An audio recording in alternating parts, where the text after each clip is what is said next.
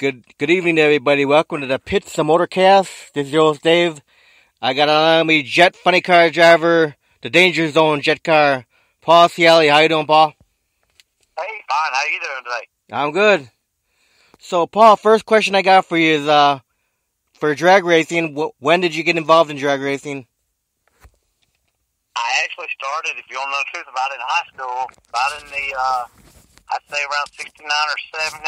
Let's go back to 71. I started, I had a little 55 Chevrolet wagon, first car I got, and thought I was something. And then I jumped up to a Roadrunner about 72. You know, so I had my 69 Roadrunner. Sure wish I had that sucker today. Yeah, that'd be nice. Yeah. Yeah. So, and then what did you start driving after that car?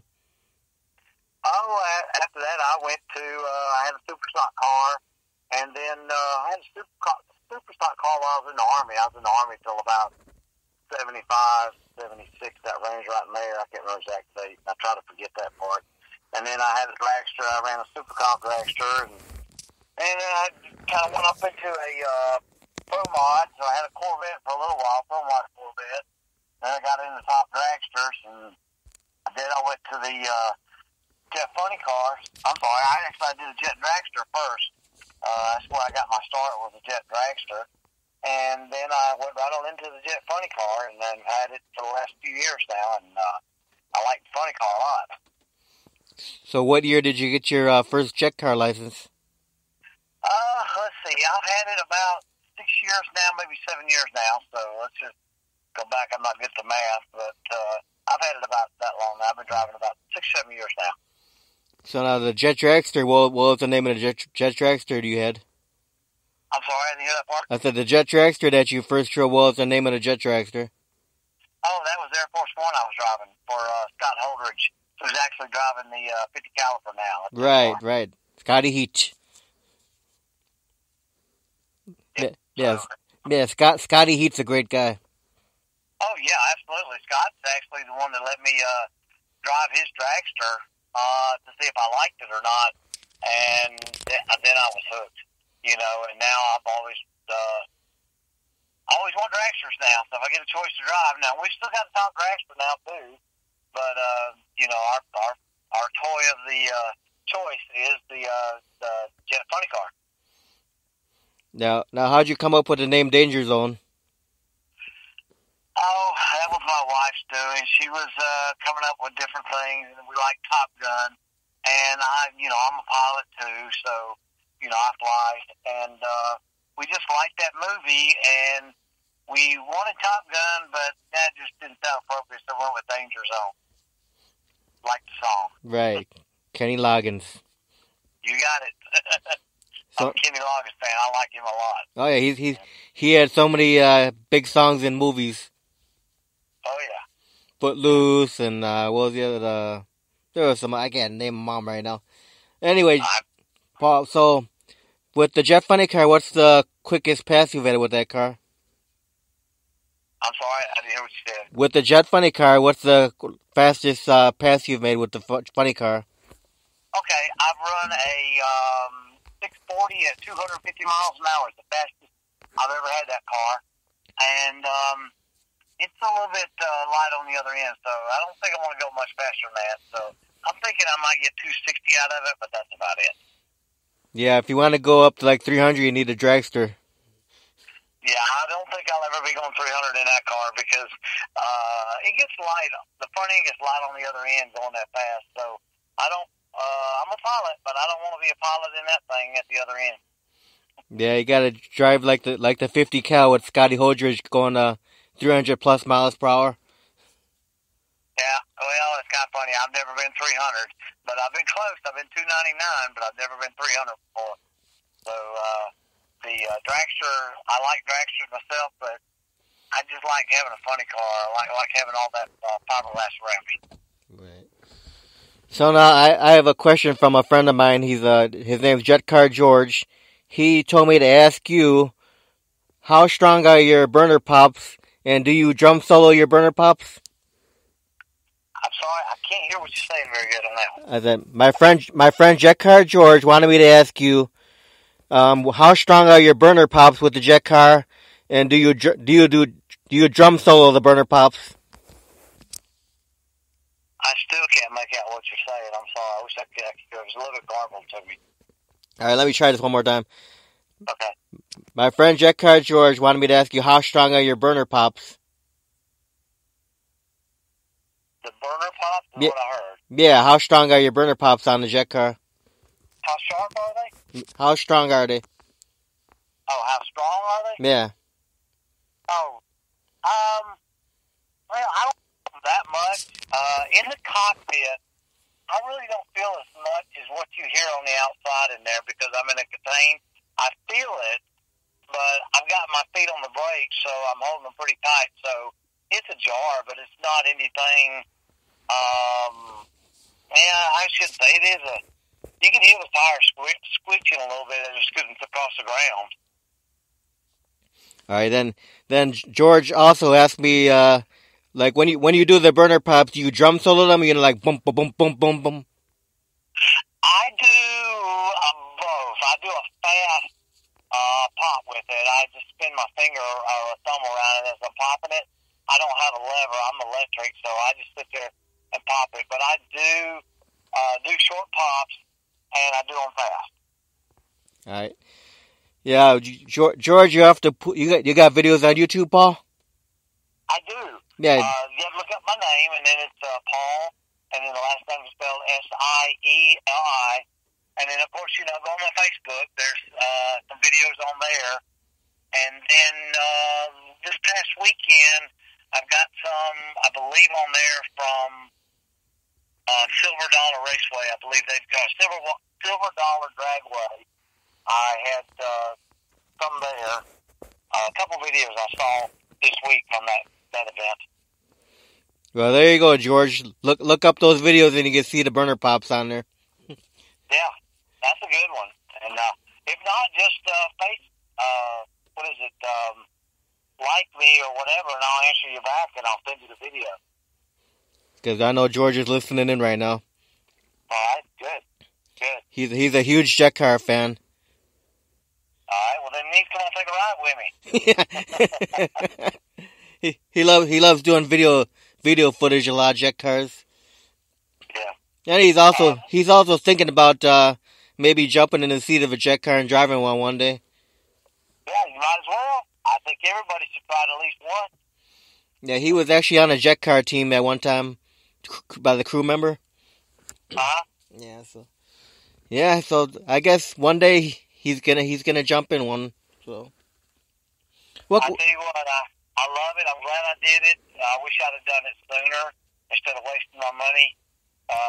Now I just have fun. I enjoy it. I like it. It's just it's a different feeling. It's neat. Right. Now the funny cars, Paul. What make is the funny car? What kind of funny car is that? It's a '71 Ford Mustang Cobra. Then what kind of jet engine you got in there?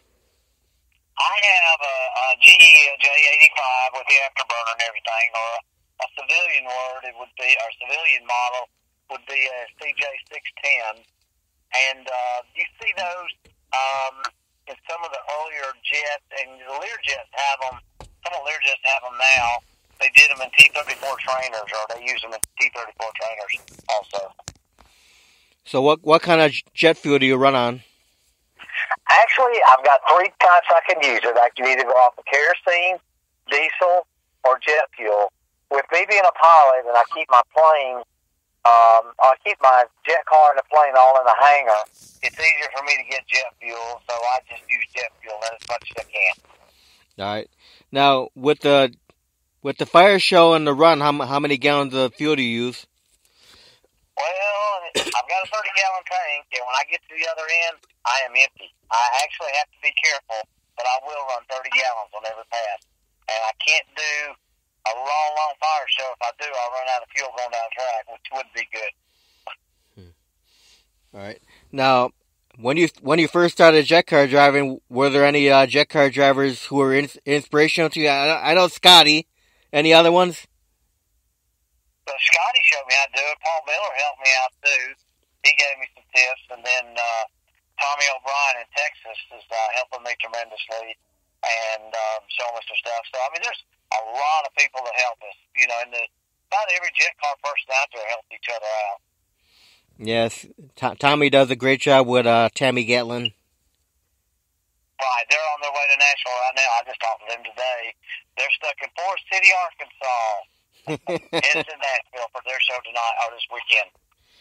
Then we'll be seeing Scotty Holdridge up here by me in Wisconsin on June 30th for the Night of Fire up here at Great Lakes Dragway. Oh, okay. Actually, Great Lakes is one of the places where I ran his dragster. I ran it up there, and then I'll actually be with Scotty. We're going to run a race, I believe it's July 28th in Quaker City. Scott's going to be there too. And there's going to be like 3 or 4 of us there at that show. Yeah, the one at Great Lakes, I'm not sure how many jet cars. Like the jet car George was telling me, he heard there's supposed to be about 12 maybe, but I'm not sure yet. I don't know. I don't know how many that would come in there. He named a few for me, but that was about it. Because I know we got Scotty coming here. We got Shelly Siegel's coming here for the first time. You know Shelly? I'm not sure. I'm not sure who's coming. I know you don't know. I'm just saying from off my head who I know is coming here to Great Lakes Dragway. We got Scotty. Scotty's coming here to Great Lakes, and we got Shelly Siegel with the Fire Starter. You know Shelly? Yeah, I know Shelly. Yeah, huh? Yeah, she'll be. Well, I know of her. I know Jerry. Yeah, Shelly will be here. Of course, we got Danny Sullivan with his 2 jet cars. Yes, that's correct. And we got LZ with the Hot Blade. Okay. And Brian Mitchell has a Jet Funny car.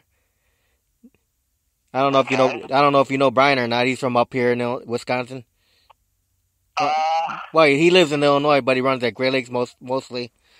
Yeah, and then there's Brian Barry Richter. Barry Richter. That's what I was trying to think. Barry's up there. He puts on a good show too. Yeah, Barry and Brian Mitchell they're always the 2 Jet Funny cars that go against each other at Great Lakes. Yeah, I've seen Barry up there quite a few times. I don't know who the other person is. Yeah. Okay. So now, for you, what's your schedule look like for the whole year? Well, what it looks like, not this weekend. I'm off this weekend, and then next week I call it my Northern Tour by way of Edinburgh, Texas. So on June 30th, I start in Edinburgh, Texas. Then the following weekend, I'll be in Emerald Coast, Florida, with I believe that's near Pensacola, Cold, Florida, actually. And then I skip a week, and then I've got Iowa City, Iowa, then Quaker City, Ohio, and then Muncie, Indiana. That's just boom, boom, boom, and that's all I can remember off the top of my head. I don't remember what I go through from there. I don't have a schedule in front of me. But I'll be on the road a lot this next couple months. I just got a message from my friend George. He said also at Great Lakes on June 30th we'll have Dennis Rolansky will be here with the Crossfire Jet Dragster. Yeah, I know Dennis. I know Dennis real good. Yeah.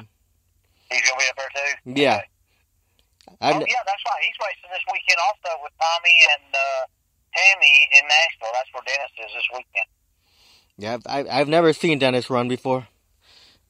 Oh, Dennis has been around for a long time. He races when he wants to, basically. He doesn't do it as much as we do. But he's extremely good. He's been doing it a while. All right. So now, for you, Paul, do you have any sponsors? No, not really. I do it all myself. I wish I did, but I just hadn't run across the right team for me, I should say, right now. Okay. So now, when you take the jet car out for to a drag race track, how many crew members do you have, and who are your crew members? Well, I have my son who, when I'm out west, he lives in Texas, so anything out west, out through there, he helps me. And then the other ones, like Florida, and then Iowa City and Capital City. Iowa City, yeah, Capital City place right there. My wife will actually help me on that if she starts it. In Muncie, I'll have actually one of my cousins from the Muncie area is going to come by to help me. So having a permanent crew, I don't have a permanent crew that goes with me because I am on the road a lot, and it's hard to get somebody to come with me. That people got to work regular jobs, so I don't get the regular crew all the time. And that's if my wife likes me that week or not. She comes with me or not. Well, it's always nice to have family with you. Oh yeah, because when you stay gone a while, so I won't stay gone the whole time. I'll actually leave my car somewhere and then fly back and get it, fly back and forth to home, and then come back out there. So it makes it nice, so you don't have to stay on the road all the time. So now, does your son do any drag racing? No, I've got 3 children, and none of them like it. I think with the grandbaby, I got an 8-year-old that if I put her in a drag show right now, she'd be ready to go. But the kids just, my children have no interest in it for some reason. No. Like you said, maybe you get that 8-year-old in a junior dragster. Well, what's going to happen is they're going to, a couple years, they're going to say, I need to get out of the seat, and they want to come in it. Yeah. So let me ask you this question, Paul. What was it like for you to get behind the wheel of a jet car for the first time ever? What was it like? What was it like? What was it like? It was a different sensation. I guess when you think about a jet car, you see the jet car take off and you see all the G-forces, and you just automatically think they slam yourself to the back. But that's only half the battle, because when you get to the other end and you pull the chutes, now your body's going in the opposite direction. That was the biggest change, or the biggest shock, I should say, when I was going that fast and I pulled the chutes out.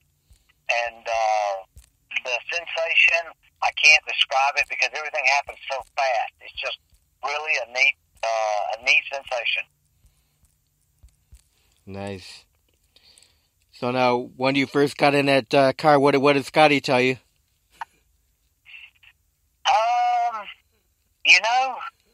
I don't. I think he just asked me if I knew my percentages of where I needed to be at when the throttle goes, how to shut the bleed doors, and stuff like that. But Scott didn't.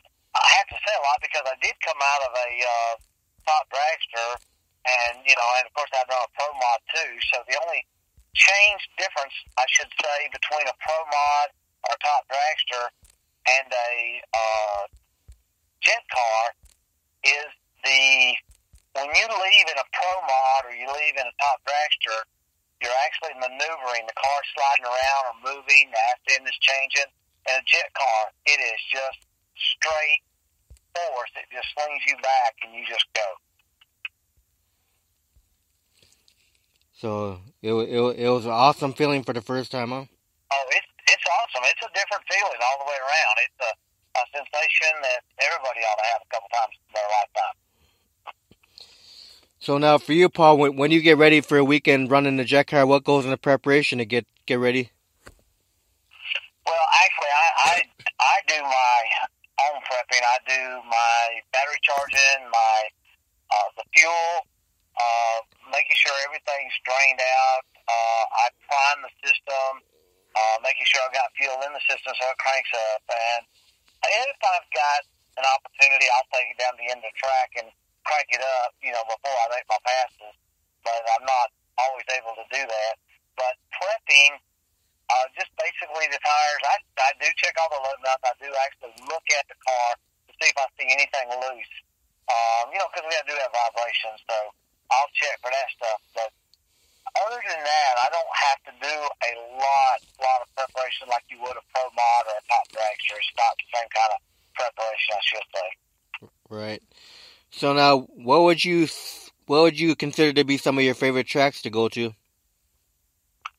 Oh boy, now you're gonna get me on the spot now, because if I got racetrack owners, they're gonna get all over me.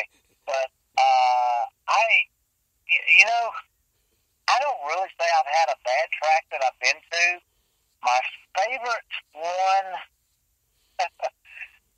I think that it was the best improved track I've ever been to, and I went there probably 6 years ago or 7 years ago. It was Martin, Michigan.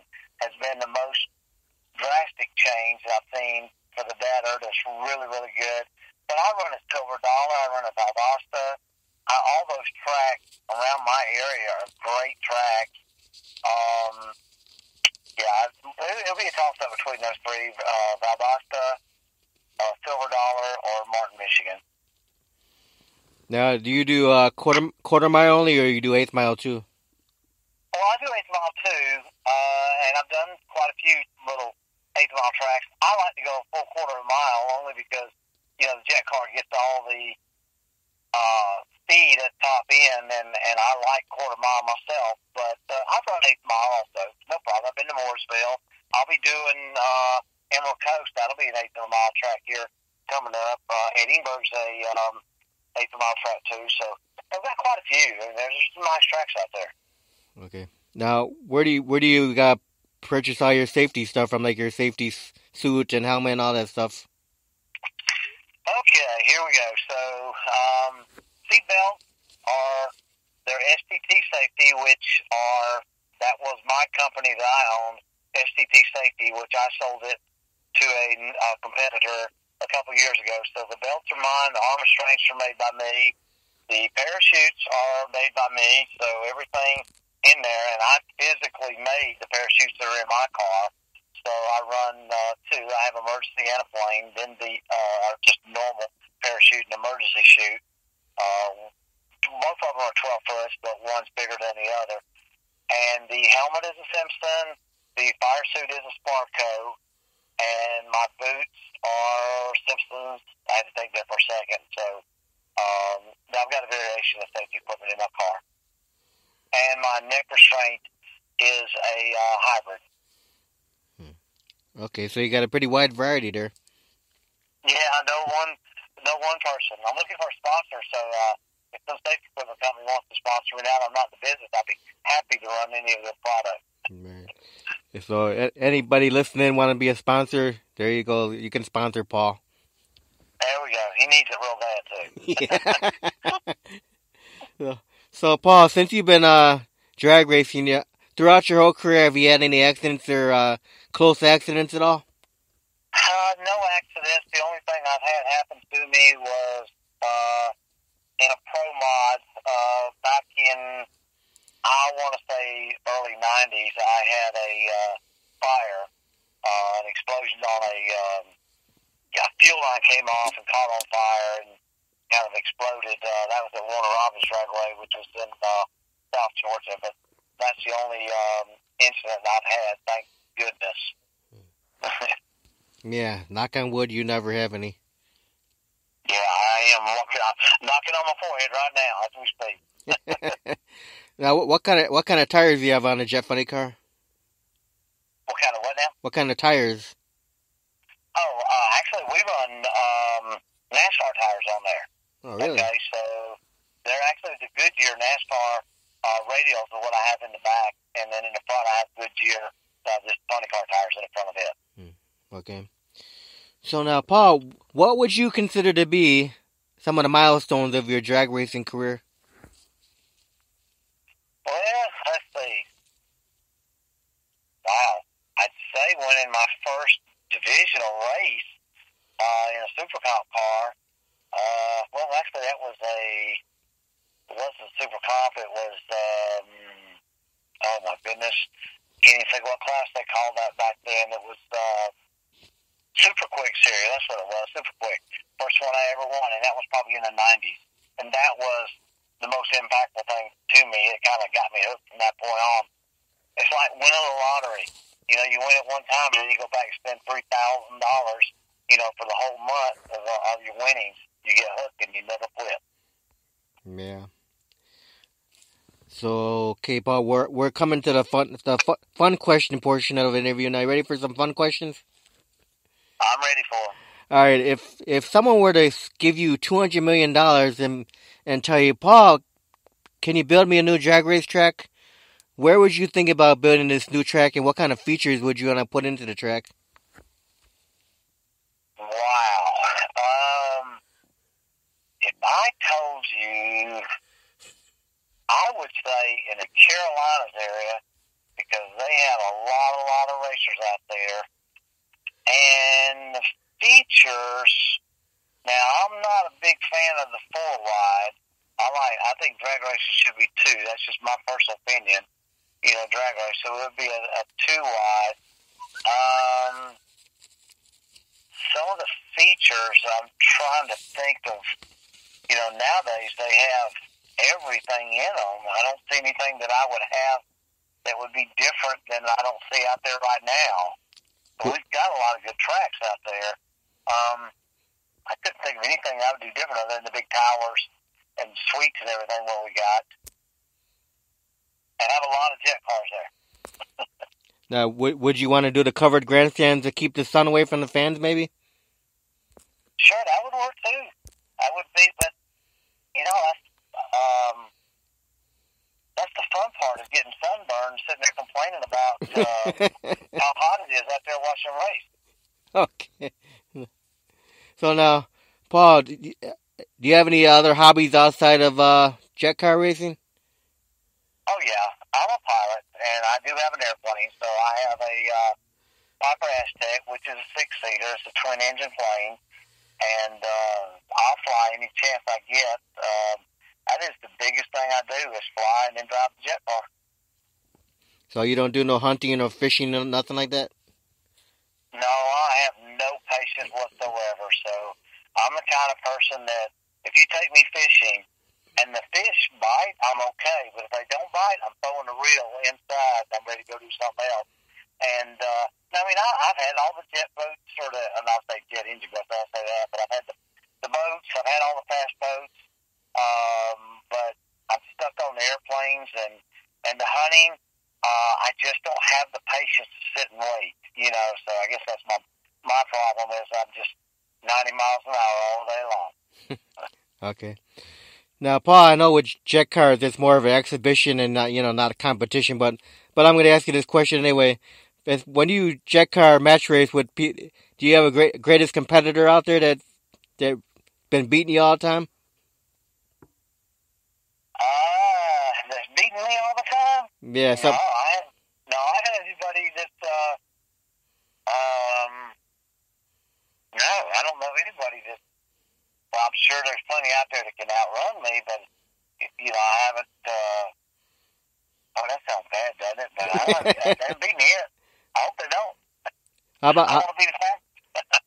How about when you drove Pro Mod? Did you have a big competitor out there?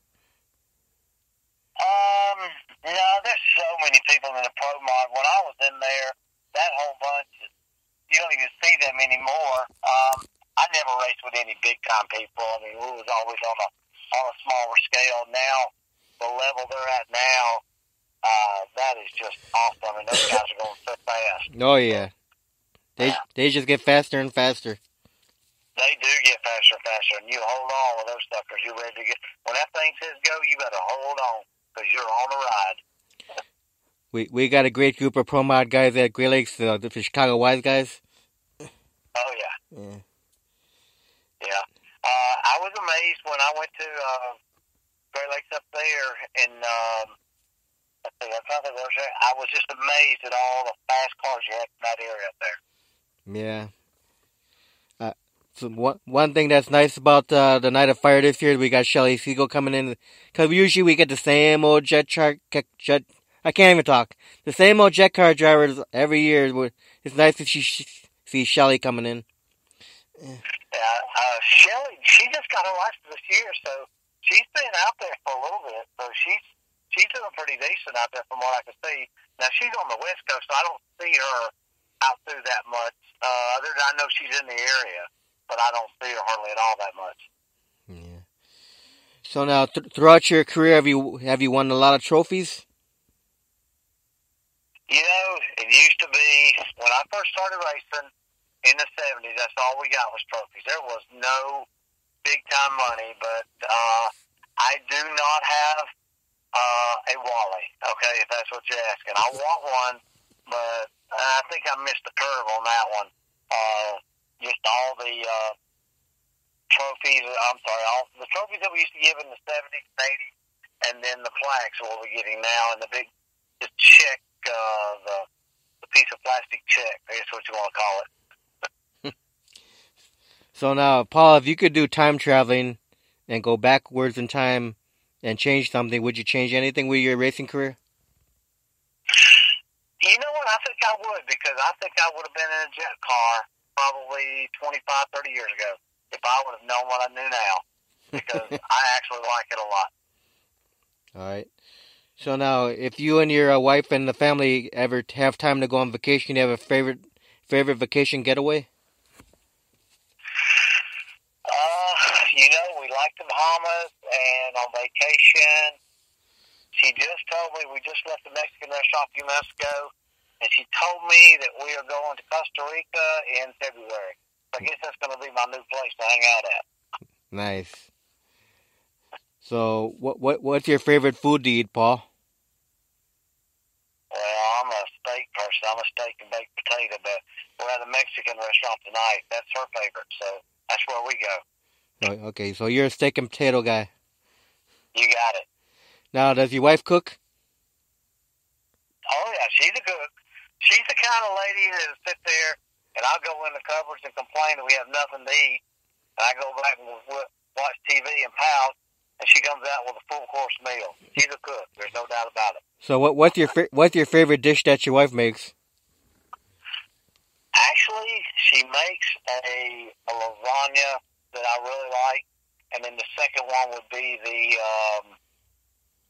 chicken. She makes a chicken casserole. That sounds good. Yeah, it's great. So, what's your favorite beverage to drink, Paul? Alcohol is definitely Jack Daniels and a Diet Coke. How about non-alcohol? Well, you know where I've gone to now? That sparkling iced tea.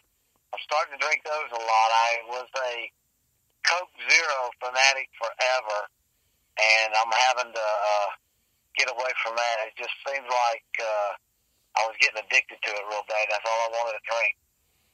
And, well, give you a little history. I'm sitting there saying Diet Coke, and I shouldn't be telling everybody this, but I worked for Pepsi for almost 25 years. I actually have retirement from Pepsi, so I should be drinking Pepsi.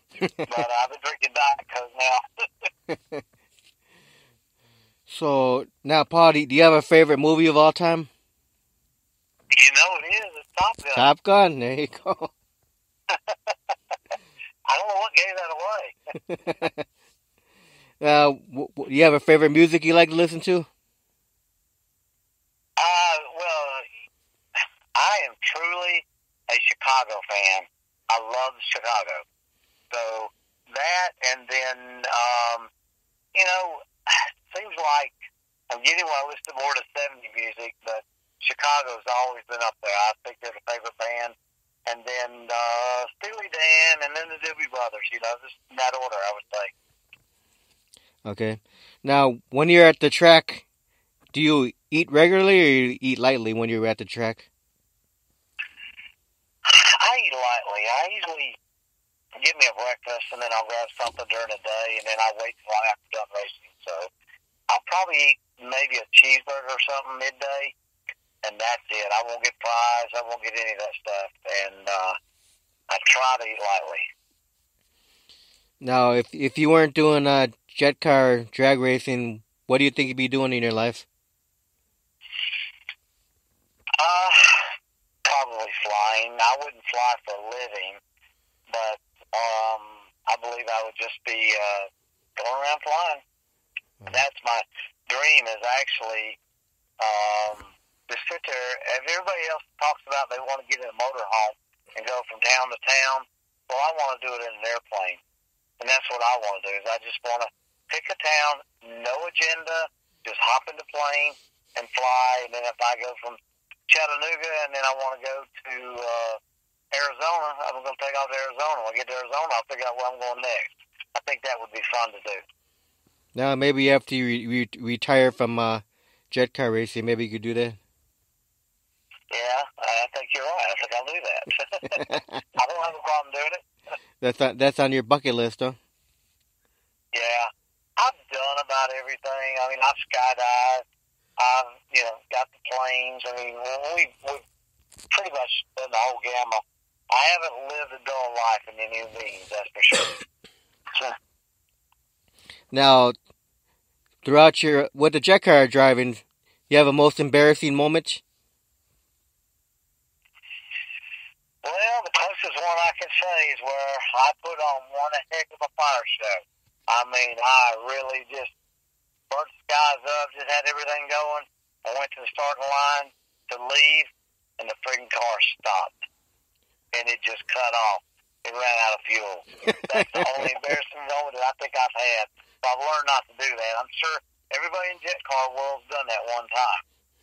Yeah, I'm sure. That's got to be that would be embarrassing. You put a real nice fire show. I'm like, all right, let's get this going. Ah, man.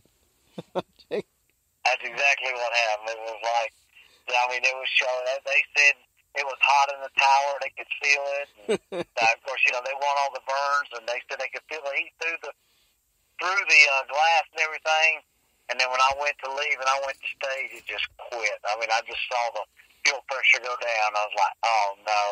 So I kind of knew what had happened, but I was really missing my opportunity. I should have jumped out and got all excited like something had happened, but I was embarrassed, so I just sat in the car. It just pushed me back. Now, did anyone catch you on video? Well, it was all on video, of course. That gets on there pretty fast. You know that, right? Yeah. I know when I was talking to Shelly Siegel recently. She had a match race with Ray Kelly in the Game Exchange Jet Dragster, and she had one of the runs she had. She didn't have any jet. She had no fire show. All she did was the burner pops. That was kind of embarrassing for her. Yeah. Well, that wouldn't be so bad. I'm sure I topped it with the car cutting off like that. So now, what would you consider to be the fondest memory of your whole drag racing career? What was the founding? What would you consider to be the fondest memory of your whole drag race career? Oh, the fondest memory. You know what? I want to say the fondest memory I had as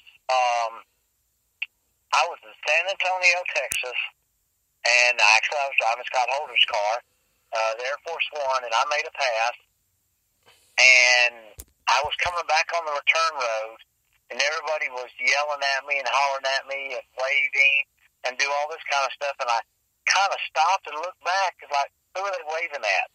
And they were waving at me, and it just stunned me. I was never so stunned. I'd never had anybody do that, and they were just all excited, and that was fun. And I still remember to this day, and that's been 5 or 6 years ago. Yeah, it's nice when you come down the return road and the crowd's really appreciative of you. Yes, and I don't see it. I don't really realize, until I see the video of the pass or anything and what just went down.